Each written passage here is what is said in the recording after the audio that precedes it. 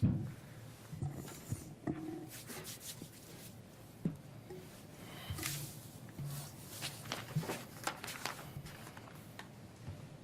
afternoon, everybody. Thanks for joining us. I want to begin, as we always do, by acknowledging we're on Treaty 1 territory in the traditional homeland of the Métis.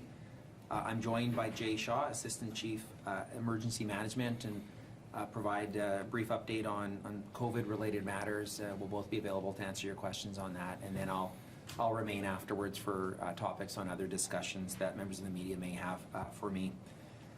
I want to acknowledge some of the recent numbers that we're hearing about from provincial officials.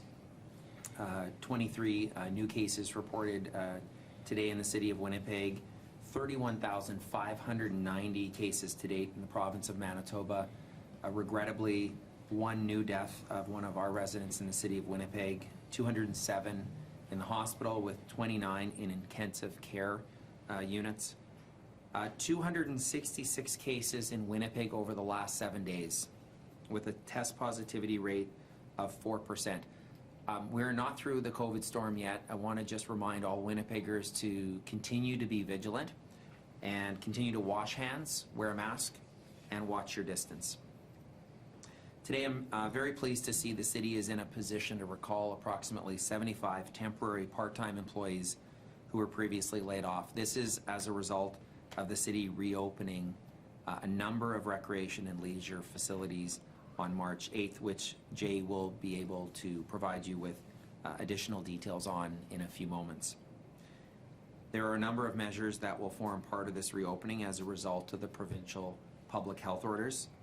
Pools and arenas will remain closed until further notice. Effective March 1st, all Winnipeg Public Library branches will be open for contactless holds and pickups and returns only, with the exception of the Cornish Library, which, as you know, will remain closed for renovations. I'd like to just say I know there are many in our community, myself included and my family included, who are anxiously awaiting the reopening of more city facilities. However, the city is taking a measured approach that's prioritizing safety as we continue to look at ways we can safely reopen other facilities under the provincial public health orders. With that, I'll turn it over to Jay, and again, we'll be available to answer your questions. Mr. Mayor. Good afternoon. My name is Jay Shaw. I'm the Assistant Chief of Emergency Management for the City of Winnipeg. Today, I'm pleased to announce that the City of Winnipeg is reopening 9 recreation and leisure facilities and recalling approximately 75 temporary part-time employees who were previously laid off to support the reopening of these facilities. Beginning Monday, March 8th, the following city-owned and operated fitness centers will reopen for limited fitness services only: Chief Peguis Fitness Center, Cindy Clausen Recreation Complex, Elmwood Kildonan Pool, Fort Rouge Leisure Center, Freight House Recreation Center, Kinsman Sherbrooke Pool, Pan Am Pool, Sergeant Tommy Prince Place, St. James Assiniboine Centennial Pool. City-owned and operated pools and arenas remain closed until further notice. Residents are encouraged to book fitness blocks prior to arriving at these facilities, as there is no guarantee of available blocks for registration upon arrival due to capacity restrictions. The blocks will be offered on a week-by-week basis, and reservations can be made up to 30 minutes in advance of the pre-reserved time, space permitting. Every Thursday, another week of fitness blocks will be added to what's available for registration. No group activities will be available at this time. Capacity at these facilities is limited to ensure physical distancing, and those guidelines and provincial public health orders are maintained. Fitness areas will be closed to the public for 30 minutes between the 2-hour block to sanitize and allow for reasonable time for public to vacate the facility prior to the next scheduled block. We are also asking that you please come dressed to use the fitness amenities. As per the provincial public health orders, the change rooms will not be opened. Under current provincial public health orders, we are required to collect contact information from visitors when entering our recreation and leisure facilities. To make this process safer and more convenient, we will be using a QR code-based system. Upon entering our recreation and leisure facilities, visitors must scan or use the QR code using their smartphone and enter their name and phone number in the digital form. For those without a smartphone, Front desk staff will be able to manually input their information in the form. Only one member of each household is required to enter their contact information. The data will be stored on a secured network for 21 days and only accessed if required by a public health investigation in consultation with our privacy officer. In the event of a potential exposure that occurs, individuals may be notified by Manitoba Health's contact tracing personnel. I want to once again take this opportunity to thank our residents for their continued patience as we work through these evolving processes. We can now take your questions. Jeff from CTV. No, I don't have anything. Okay, thank you. James from The Sun. Yeah, good afternoon, Mr. Mayor. I'm just wondering if you've had any updates from the province regarding vaccine deployment, potentially for frontline workers here in the city. Not recently. We continue to advocate on behalf of our employees, especially those that are providing essential services, first responders. As you know, the provincial vaccine plans do not appear to have prioritized members of the Winnipeg Police Service, for example. There are others that are providing essential services like transit operators in addition to paramedics and firefighters. And we continue to advocate on their behalf and really on behalf of Winnipeggers who are relying on these services. What we don't want to see is the services that are provided to Winnipeggers that they rely upon, especially in areas of first responders, being compromised. And so we have and will continue to advocate on their behalf. Thank you. Joyanne from the Free Press. Hi, so for the fitness centers, does this mean, it reads to me like you're only opening the fitness sections in the 9 facilities listed, but not the pools in any of them? Even though some of them are called pools, it's such a key element of what they offer. Yeah, that's correct, Joanne. What we're doing right now is we're taking a slow and measured approach. So we're starting with the recreation facilities as we work through the processes and work with the province on the public health orders in order to get everything open. So safe, slow approach, starting with the gyms and the recreation centers. And I look forward to hopefully making more announcements when we're available to get everything else open. I'll just add to that, Joanne. I mean, as you know, when the provincial public health orders are announced through their press conferences, we are often learning in real time along with you, and then we do wait for the provincial health orders to be publicly released, typically days following. And then the dialogue really begins between our public services to ensure that the openings, like the ones we're announcing today, are being done that comply with the letter and spirit of the provincial public health orders. We're also carefully watching the disclosures by the province on these new variants, and so mindful that the provincial public health orders are evolving and changing. But in the meantime, I'm grateful for the fact that our public service is in dialogue with their provincial counterparts, and the sooner we can open additional facilities, the better. And so why at this point are pools not able to be open? Is that linked to swimmers not wearing masks? Is there a specific risk with pools? No, there's no specific risk with pools or chlorinated water or any of those types of things that were discussed before in the spring reopenings. But where we're at right now is we have to take a measured and slow approach, and we have to work through some of the processes to be able to get to that 25%. So we're starting with recreation, and we're working on the plans to open everything else up. Sorry, so just to clarify that last comment, why would pools be never at the forefront? I mean, this is the second round of reopenings, and it always tends to be a sort of among the last things. I would imagine there is a reason for that. I would just go back to talk about, in the springtime when we open things up, the restrictions are a little bit different in terms of how and when and what that looks like. We were more talking about opening outdoor pools at that time and working through those processes. So now we're working through the processes to make sure that we can effectively open at 25% and follow the rules with one-on-one and those types of processes that the province has laid out to keep people safe. So I'm not saying we're not opening the pools. We are going to open them eventually. We're just got to go through the processes to make everything safe. We're starting with the recreation centers. Sean from CBC. You have to, because there's such a rigor with keeping everything clean, do you have to add staff, or are you doing it under existing employment rates? Yeah, great question. So part of the challenge is identifying through our occupational health and safety processes, how we're going to bring people in, how we're going to, usher them through the building and to keep them safe and keep that 6 feet of separation and work through all that. So there is some requirements for new training for some of the staff to be able to, sort of become liaison folks to be able to assess with those safety measures. So you're correct. As we recall and bring these staff in, there's more training and there's more awareness in terms of making sure that we can serve our residents better and make sure that they're staying safe in these facilities. So that takes a bit of time. Okay. James from the Sun, just double checking. Did you have any final COVID questions? No. You're good. Joyanne, did you have any further COVID questions? I have a few, so bear with me if you could. Aren't some of the fitness facilities that would be offered here, though, quite small? Because they pretty much are, their pool is their main attraction, and why open them, I guess, without opening the pools?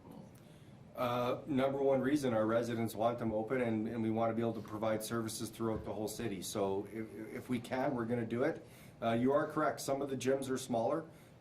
So again, that's why we can't have a one-size-fit-all plan for every single facility. Some hallways are smaller, some access to be able to get into the facility. So it took a bit of time to go through and work with our occupational health and safety staff to be able to make sure that all those processes were done.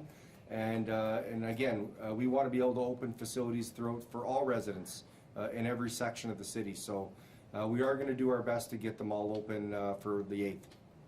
I'll speak as someone who grew up at the Pan Am pool. I mean, you go into those change rooms, there's some pretty narrow hallways, and so I appreciate the fact that the staff are obviously there are rules and processes being put in place in terms of the need to change at your home and come in and get to your workout. But that's a good example if you've been in that facility, Joyanne, as I'm sure you and others on this call have been. It's an illustration where the physical infrastructure poses some challenges that are being resolved by our staff, for which we really appreciate. Or are you saying that's one of the pool issues? Like that's right around the pool area would be narrow hallways at Pan Am? I don't know if it's specifically at that location in terms of narrow hallways. That's just an example of some of the work that has to go through, Joyanne, with all the assessments in terms of making sure we can maintain 25% capacity and do all those things that we need to do to maintain safety for the public health order. So it's good that we're getting these open, and I if we can take a slow and measured approach and the province looks to open things up a little bit more, it's going to make things easier, but we have to follow the public health orders. And when will the pools then open? I don't have a date for you at this time. Okay. Are all the employees called back now with these 75 coming back? No, I think we have 300 or so that are still temporarily laid off. And for the, there was a part of the press release that talks about these facilities being available as a warming option. How exactly would that work? Yeah, so right now at St. Boniface and Millennium Library, at the front vestibule entrances, just as you go through sort of the double doors, we have warming spaces there where you can come in out of the cold if required. All of these other facilities will act in the same matter for now, at least for the next week or so as we try and get out of this cold spell. It's going to get cold again soon, so I would ask everyone to make sure they're aware of the weather forecasts, and we're not out of winter yet, so we want to still provide those services for the next few weeks, and hopefully we get some warm temperatures coming soon. But that's the intent, is to be able to use those facilities throughout the city. It's not just the downtown. It can be cold everywhere in Winnipeg, so we want to make sure that our residents have a spot to go if needed. So just an added feature. Is that considered a warming center, or what is that considered? I didn't know how to. Yeah, we're calling them warming spaces. There's limited services. Basically, before the pandemic, if you recall, anytime we had extreme weather, we would allow folks and tell folks, hey, come in out of the cold, take an opportunity to warm up, and make sure that you're set up and able to go back out on your journey. If you need to take a quick 10-15 minute break and respite from the cold and the wind, then come on in and do that. Unfortunately, with the pandemic and services being closed, as we open up more services, we want to be able to do that where we can. Okay, so this is sort of returning to allow very short breaks that we did at these same facilities in the past. Yeah, before the pandemic, for sure. Okay, so this isn't really the warming center option that the mayor was talking about being potential if the province provided staff. This is something very minimal and more like what we've done before. Yep. Yeah, that's correct, Joanne. Okay, thank you. Are you good, Joanne? I am good on the COVID unless, you know what, I'll try one more time, just with the pools, if there's any specifics at all we can say on why we can't open them and why they always tend to come last. Yeah, I think I've tried to cover it. I'm doing my best to get them open as fast as possible, so I will, I'll do my best at the next presser to hopefully give you some better news, but we're gonna get the recreation centers open first and do that, and I hope to have announcements on the pools as soon as possible. I don't have a date for you though. Joanne, in the discussions we've had, we're complying with provincial public health orders. Our need, in some cases, to have dialogue with provincial officials and for our staff to make sure that the policies and processes that are in place when those facilities open protect the safety of our staff and our residents, and that work is ongoing with respect to pools and other recreation facilities. And so today is part of that phased reopening, and hopefully we'll be able to be in a position to open them sooner than later. I can tell you just personally, I'm really looking forward to the pools being open myself as someone whose family and I use them. So I'm quite anxious for them to open, but we obviously need to make sure that we're following some of the due diligence steps that I've outlined.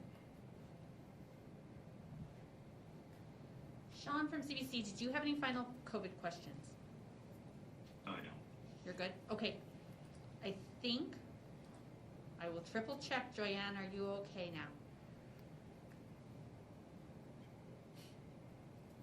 I guess one last thing, if there's any examples of what you actually can do with these rec facilities. I know it's super limited, no group classes, so what can you do, like run on the treadmill? Like, what are the options? Yeah, so every fitness facility has a sort of a different genre of equipment that they have, and your regular free weights and machines and treadmills and elliptical trainers and all of those, and they're pretty close to all the same throughout the whole city, but there are the odd differences, and a lot of it's based on the size of the facility. So your regular gym equipment that you would go for fitness activities is what's going to be open. Okay, thank you. Thank you. Okay, we will let Jay go, and then we will switch. We'll switch over. So give us 1 second. I tried. Thanks very much. Okay, thank you.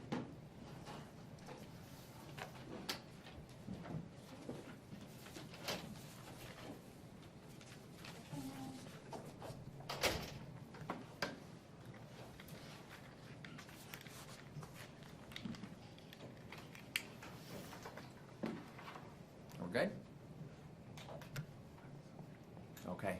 I'll just have a few opening remarks, and then I know there's a number of questions on a few issues that some of you have questions on, so I'll obviously be available to answer questions on other topics as well. I want to let you know, at our most recent council meeting, there was a unanimous vote, if my memory is correct, for council to have a say on the implementation of electronic voting for council meetings. I've worked with my council colleague, Councillor Rowlands, and we'll be introducing a motion that'll be introduced tomorrow at the council meeting. It'll be a notice of motion, so it will then be considered by council at the following council meeting, and it relates to the implementation of e-voting. Essentially, it asks for the city clerks to conduct an information session for all members of council so they can get better informed about how the electronic voting has been utilized by Executive Policy Committee since September. It also asks the public service to provide an administrative report that would be considered at a later date by council. So wanted to just let you know that that will be introduced tomorrow. I'd also like to offer some opening remarks on a number of issues that have played out through the media in recent days and weeks. First, with regards to a statement issued this morning by Alex Forrest, president of the UFFW, which requests the release of, from what we understand, a specific part of the recent investigation into allegations of racism. As I've previously indicated publicly, I do support the release of as much information related to this matter as possible at the appropriate time. What Mr. Forrest is requesting, however, involves addressing legal and privacy protections afforded to his members, the patient, as well as other city unions and employees. An appropriate starting point for Mr. Forrest would be by providing the written legal consents of his members to release all of their information relating to this matter. Until that time, however, there is a confidential hearing process that's underway, which is set out in the collective bargaining agreement, and I would encourage Mr. Forrest to respect the process of the collective bargaining agreement. Secondly, I'd like to address a recent request I've made to 3 unions that are represented in the Winnipeg Fire and Paramedic Service. Since 2015, I've worked really hard with my council colleagues to combat racism through a number of measures, many of which have been reported by many of you on this call today. As you know, in 2015, I hosted the Mayor's National Summit on Racial Inclusion. We created the Mayor's Indigenous Advisory Circle. We had a year of reconciliation. We have implemented, at the direction of council, reconciliation training for all City of Winnipeg employees, and that was really targeting better education on the impact of Indian residential schools system. We have initiated the Winnipeg Indigenous Accord back in 2017, and there's ongoing work with respect to that. There is the new Welcoming Winnipeg policy and efforts, which I know many of you have reported on. We've established, from what we understand, the first human rights committee of a council and of any major city in Canada. That has led to the creation of the Welcome and Newcomer Inclusion Policy, which, among other things, brings forward actions including efforts to create a city without racism and a policy strategic framework which identifies goals that'll be phased in. We've also have now a diversity coordinator for the City of Winnipeg, and in the coming weeks, training will begin on anti-oppression, including cultural competency training for all members of the public service, as well as all members of council, including myself. I continue to believe it's important for all leaders in our community to acknowledge that systemic racism exists and to take action to address it within their areas of leadership. Recently, I requested all union leaders acknowledge the existence of systemic racism within their membership and within their respective departments to communicate what actions they've taken to address it.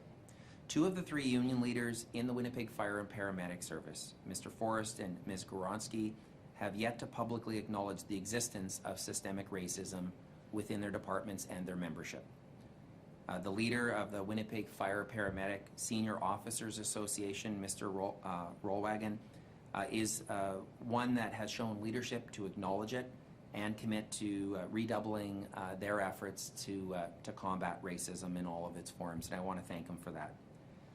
Yesterday, I sent a request to the leaders of these 3 unions, which offered to bring the parties together along with Chief Lane and myself to have an open and candid dialogue to work to better address the issues within the Winnipeg Fire Paramedic Service and the unions that represent the valued employees of this department. I understand that this request has been distributed to some members of the media. Only one of the leaders has to date accepted my offer to meet, and I hope to see Mr. Forrest and Ms. Goronsky commit to a meeting very soon. I'll be candid and let's be frank. The two largest unions at the center of this, UFFW and MGU, don't always get along, and they haven't for many, many years. And I'll say this, when they can't even acknowledge the existence of systemic racism, one has to ask why not. And when an invite to meet and have really direct collaborative dialogue turns into attacks through the media, it provides a very stark illustration of what civic leaders are dealing with. I'll continue to do my best to bring leaders together, to lead council and to work hard to combat racism in all of its forms. And with that, I'll be available to answer your questions on those or other topics that you might have. We'll go with open scrum format, so just ask away. Mr. Mayor, it's James from the Sun here. Hey, James. Yeah, about the statement, the UFFW suggests that this incident is not really about racism. It's about enmity between these two unions. Can you address that, please? Well, there is a confidential hearing that is underway right now. This is after an independent investigation and review of this specific incident was conducted. Obviously, I want to see appropriate disciplinary measures enacted, but of course that's subject to the process that's been bargained with the union that we're following. He is acknowledging certainly what we've heard from union leaders for many years, that they don't always get along. That being said, the issues of systemic racism are serious, and they do really warrant ongoing and renewed efforts by civic leaders. And so what I'm trying to do is, obviously we've acknowledged our CAO, our Fire and Paramedic Service Chief, and I have acknowledged systemic racism within our municipal government and within the Winnipeg Fire and Paramedic Service. We look to civic leaders in our unions to make that acknowledgement and really redouble their efforts to work with us to combat racism in all of its form. But I will say that there's obviously the confidential hearing process that's ongoing. There's also the ongoing efforts to deal with systemic racism. Some of the issues within the Winnipeg Fire and Paramedic Service, though, that relate to just the workplace culture are connected to issues of racism and allegations of racism. And so I really think it's incumbent upon everybody to really redouble their efforts and try to work together, and I'm trying to facilitate that. Just as a follow-up, please. It seems like the strained relationship between these two unions is impacting patient care. So what's it going to take for this long-standing feud to be laid to rest? Hopefully, we don't see a Winnipegger dying because of this. Well, I mean, there's a couple things. There is a tremendous amount of stress about the future of the service. That's been the elephant in the room for many years. We've been looking for direction from the provincial government on what they would like to do with ambulance services, which is in their areas of jurisdiction. Let's also be clear, regardless of who provides the service, the issues of systemic racism still need to be addressed. And so within the framework that is imposed upon us by the provincial government, we're doing our best to help combat those issues. And I know there have been steps by our public servants from a management perspective to help deal with some of the more systemic issues, racism, but also just the culture within the Winnipeg Fire and Paramedic Service. And I'm sure our chief and our public service could provide you with additional information about some of the measures that they've been working on over the last number of years. What I'm trying to do, though, I mean, the anti-oppression, the cultural competency work is incredibly important, not just within this department, but citywide. And in the meantime, I'm trying to facilitate open and candid dialogue from these particular union leaders as well as our chief to see how folks can work together more effectively. And I'm hopeful that they will accept the invitation to meet, and I can help facilitate that dialogue. Thank you. Sorry, if I could just jump Hey, in, Jeff. Mr. Mayor. So, based on everything you just said, or some of it, the answer to the request or demand, I guess, from the UFFW for the video would be a no. Well, a starting place for Mr. Forrest would be to provide the written consents of his members for the release of all of their information pertaining to this matter. That would be a starting place. I've publicly acknowledged I'd like to see as much information made publicly available as possible, but let's keep in mind from the video that he's referencing. I'm not a direct participant in this confidential hearing that's going on right now, so I haven't seen this video. But if such a video exists, I would simply say, there is legal and privacy protections afforded to the patient involved, as well as the employees of various unions that would be involved. And so a starting place for Mr. Forrest, if he's making this request, would be to provide the written legal consents of his members for the release of all of the information pertaining to those members with respect to this matter. But, Mr. Mayor, you said if such a video exists, you've read the independent consultant's investigation, correct? I have seen it shared through the media. Yes, I have. And you're right, Sean. You haven't read that? Wait, you haven't read that? You haven't read that report? No, I've read. Why would you not read that report? I'm very curious to know why you wouldn't read that report. So, Sean, I have read the report that's been released through the media. Okay, so I you have. understand that. Sean, could I such a just answer video the question, if you don't mind? Yeah, go ahead. Okay, thanks. Sorry, and then you can come back with additional follow-up if you don't mind. But so I have read the report that's been released. You are correct to point out it references the video. What I'm simply stating is I haven't seen the video that Mr. Forrest is referencing today. Sorry, that caught me off guard. Yeah, no, and I should have phrased it that way. My apologies. So with respect to the video, maybe I'll follow up on Jeff's question. Sure. If the privacy concerns, and I'm going to assume that there's a FIA issue there as well as privacy with respect to employees, if all of these were worked through specific to the video, you would support releasing it to answer any unanswered questions the public might have about that incident. Is that fair? I'd like to see as much information pertaining to this matter publicly released as can be legally made available to the public. Mr. Forrest has made the request today for this particular aspect of this matter, and I would simply say in response to that where he should start is providing the written legal consents of his members for the release of all of the information pertaining to this matter with respect to his members. That would be a starting place. But you're right to point out, and I am pointing that out as well, is there are protections provided to the patient is involved, as well as other city employees and union members from other unions. So the starting place, he's made the request, the starting place would be provide the written legal consents for the disclosure of all information pertaining to his members with respect to this matter. Follow up on James's question.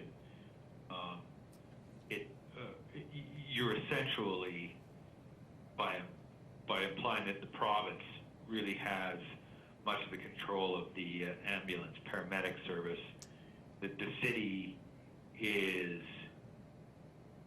to use the word stuck with the model under which it provides emergency services. that fair? I There's think large. obvious Yeah, I think largely, Sean, yes. Couple things. I mean, the reason I mentioned that is, I think it's important to acknowledge there has been, and I've heard it from employees, I've heard it from the unions. There is a tremendous amount of uncertainty right now in the Winnipeg Fire and Paramedic Service because of the lack of decision making from the provincial government. I don't want to use that statement to somehow deny the responsibility for civic leaders to combat racism and properly investigate and provide discipline as circumstances warrant, and that is occurring. Even if the service is fundamentally changed, however, the issues of systemic racism still need to be addressed.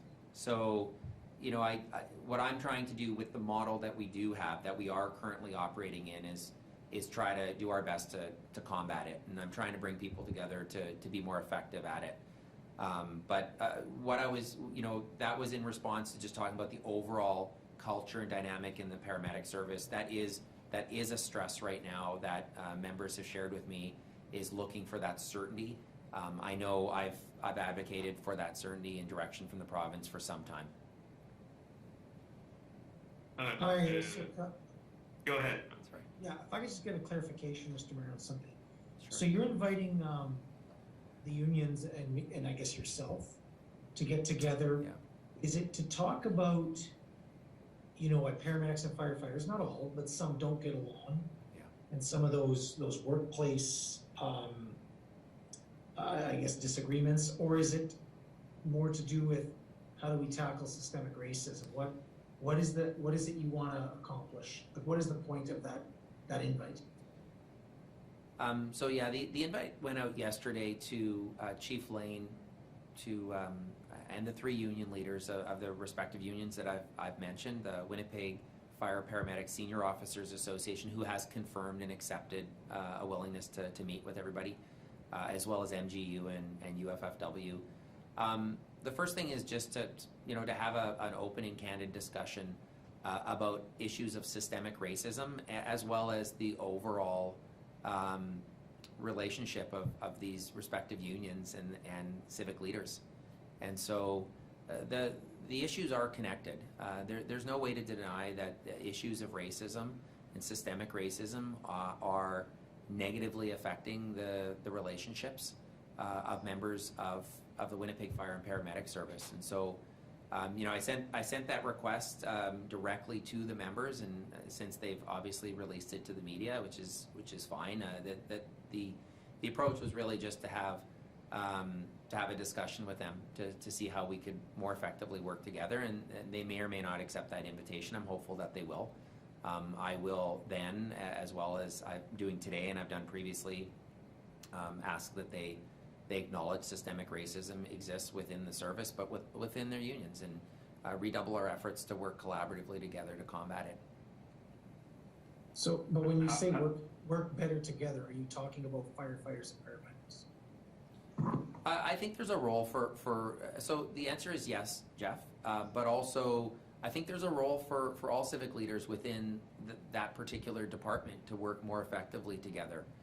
And that's why I've invited Chief Lane as well as the three unions. I think there's a role for everybody to be more effective by working together.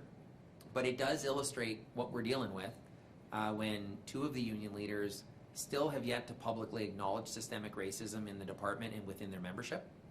And secondly, take an invitation to meet, to have an open and candid discussion, that becomes a media attack. And so not by you, but it's taken to the media, and there's obviously they've reacted the way in which some of you have already reported, and it is illustrative of what we're dealing with. Can you further elicit or say the systemic racism is connected to tension between the unions? Are you thinking of specific instances in mind that have been brought to your attention, or just what you've heard, or it's been implied to you. How do you make that link, and can you provide examples of it? Yeah, I mean, firstly, I mean, anytime there's systemic racism, which I've acknowledged exists throughout all levels of government, that does not position you well to have as healthy a work environment for everybody involved. And I think everybody suffers from systemic racism in all of its forms throughout our society, but also within this particular department. The specific investigation that is now a subject of the hearing, I think serves as an illustration of where issues of racism were alleged and investigated by the City of Winnipeg. So that would be an example. And I don't think that that's helpful to having the respectful work environment that members of the city's public service deserve. The statement that the United Firefighters of Winnipeg released last night calling for the video to be released, they say that they aggressively supported diversity and inclusiveness issues, say that the incident in question that was investigated is not an issue of racism, and they say that it doesn't represent a long-standing commitment to fight intolerance and promote diversity. That is not enough of a statement as far as you're concerned about systemic racism in the fire paramedic service, correct? So I appreciate the efforts of any of our civic leaders to help combat racism, and so, but you're right, Sean. I mean, I have asked Alex Forrest in particular to acknowledge that systemic racism exists within the department and his union, and he's refused to do so to date. I also recall over a week ago this particular union leader saying he wasn't going to be speaking about this matter again, and yet here we are. You know, this matter is being dealt with in a hearing as we speak, and that's where it should be dealt with.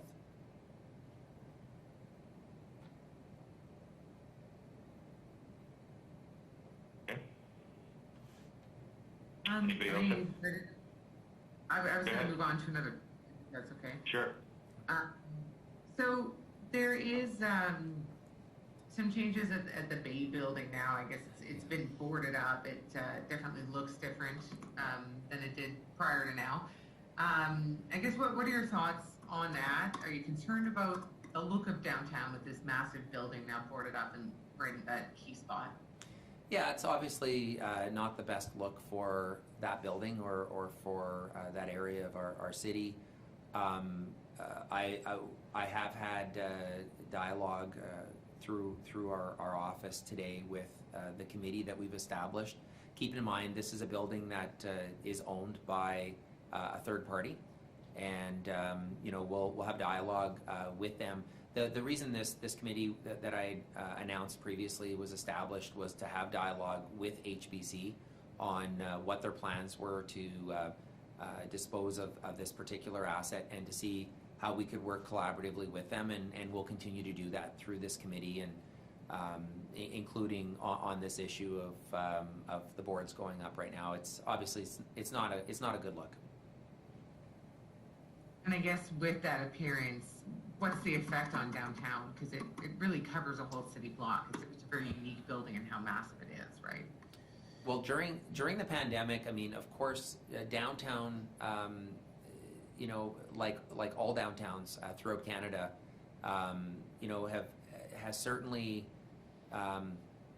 you know, been negatively affected by the pandemic, and the fact that there are less people frequenting areas of our city that they would normally be visiting. And so, you know, what I would say is with, you know, when you look at downtown, though, we have more people living in downtown than ever in the history of our city.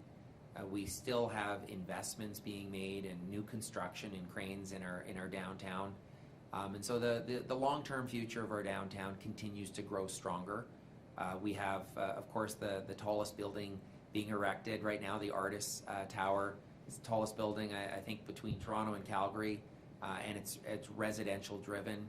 We've got True North Square, of course, but also other investments like Red River College, the Richardson Innovation Center, and many others. And so, I think Winnipeggers need to keep in mind that our downtown is continuing to grow stronger, but this particular building is a pretty substantive asset in our downtown, and it's which is why I've tried to bring community leaders together to try to help with that dialogue with HBC while they currently still own the building. Right, and I guess, do you think anything can be, do you want to see something done to this to make it more inviting? I guess right now it's a bunch of boards, but Yeah. could you do some play there to make it look less, appear less? Yeah. Yeah, I think short answer is yes, Joyanne. We want to have some dialogue with HBC, and then they or we can let you know what the results are of that discussion. So I haven't had any direct discussions with them yet, but we do have this committee, and we've asked that they have some dialogue and consider it. So the short answer is yeah. I think we can do better. It's not the best look for that part of our city. Do you have any timelines? We've been talking about the Bay Building and its future. Yeah. Since for more than a decade, and now it's boarded up. Year of boarded up acceptable? 18 months, 2 years, 5 years? What do you think? Well, I did set a timeline if you revisit the release that we put out, Sean, when we announced this HBC committee. There was a timeline to hear back from them, and so I believe it was 6 months, and so that is the timeline for this phase, and I expect there'll be additional dialogue after that one, depending on what we hear back from them. If you or CBC have the dollars involved to do something transformative, please talk to HBC and the committee sooner than later.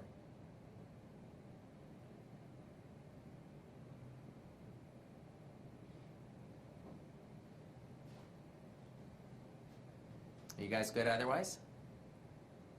Yeah. Okay. Yes. Some pretty big topics. Thanks very much for your questions today, and I'll see you guys soon. Thanks. Thanks, Mr. Mayor. You bet.